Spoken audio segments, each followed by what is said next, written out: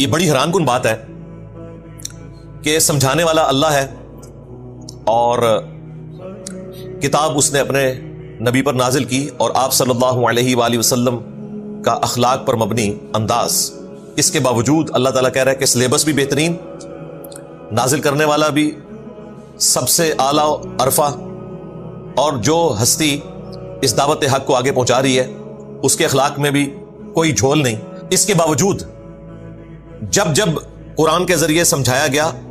تو ان کی سرکشی میں اضافہ ہی ہوتا چلا گیا۔ یہ ان لوگوں کے لیے جو حق بات کو قبول نہیں کرنا چاہتے، پھر انہیں ہر سچائی کی بات سے چڑ ہونا شروع ہو جاتی ہے۔ آج بھی آپ دیکھیں کئی لوگ ایسے ہیں جو دین سے، مذہب سے اتنے متنفر ہوئے ہوتے ہیں کہ انہیں بڑی کوفت ہوتی ہے اگر آپ کوئی مذہب پہ مبنی بات کریں۔ پیچھے ایک ٹریک ریکارڈ ہے ان کے، شاید ان کی زندگی میں ایسے واقعات ہوں،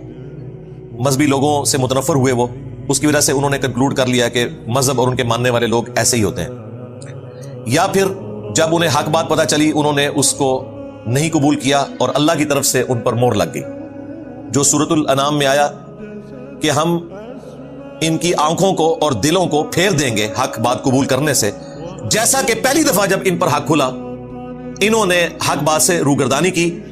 اور اب اگر ان پر فرشتے نازل ہوں اور مردے قبروں سے نکل کے ان سے باتیں کرنا شروع کر دیں، یعنی آخرت کا وہ بتانا شروع کر دیں ان کو، اور ہر وہ چیز جس کا وعدہ کیا گیا، یعنی عذاب قبر، عذاب آخرت، فرشتے، یہ ان کی نظروں کے سامنے بھی آ جائیں، تب بھی حق بات کو قبول نہیں کریں گے۔ یہ ہے پوائنٹ آف نو ریٹرن، ختم اللہ علی قلوبہم وعلی سمعہم وعلی ابصارہم۔ تو یہ سٹیج آ جاتی ہے۔ اس کا قطعاً یہ مقصد نہیں کہ کوئی شخص یہ کہے کہ قرآن ایک ایسی کتاب ہے جو لوگوں کی گمراہی میں اور نفرت میں اضافہ کرتی ہے، نہیں، قرآن کی مثال اس رحمت کی بارش کی سی ہے جو اچھی زمین پر پڑتی ہے تو وہاں سے فصل نکلتی ہے، اور اگر تعفن والی جگہ پر پڑتی ہے تو وہاں سے بدبو پھیلتی ہے۔ وہ تعفن خود انہوں نے اپنے لیے کمایا ہوا ہے، ورنہ اللہ تعالیٰ نے تو اس کتاب کے بارے میں کہا کہ یہ انسان کے روحانی امراض کی شفا کے طور پر نازل ہوئی ہے، اس کی صفائی کرنے کے لیے ہے، اور اس میں کوئی تفریق نہیں ہے کہ یہ اہل ایمان کے لیے ہدایت ہے اور کافروں کے لیے نہیں ہے۔ ھدی للناس وبینات من الہدی والفرقان۔ بل یہ جب بھی میں قرآن میں پڑھتا ہوں سورہ بنی اسرائیل کی، تو مجھے پریکٹیکلی اپنے مسلمانوں میں کافی سارے لوگ فیل ہوتا ہے کہ ان کے ساتھ بھی یہی معاملہ ہے کہ جب جب ان کے سامنے قرآن پڑھیں ان کی سرکشی میں اضافہ ہوتا ہے، ضد میں آ جاتے ہیں۔ جو لوگ توحید سے برگشتہ ہیں، آپ ان کے سامنے توحید سے متعلق آیات پڑھنا شروع کریں، ان کا چہرہ لٹکنا شروع ہو جائے گا۔ سورہ المؤمنون میں تو یہاں تک آئے گا آگے چل کر، قریب ہے اے نبی یہ تم پر جھپٹ پڑے، تمہارے ساتھیوں پر۔ پھر سورہ المؤمن، سورہ غافر میں، سورہ الزمر میں، ان صورتوں میں یہ سارے مضامین آئے ہیں کہ جب اکیلے اللہ کا ذکر کیا جاتا ہے نا تو ان کے دل جو ہے وہ تنگ پڑ جاتے ہیں،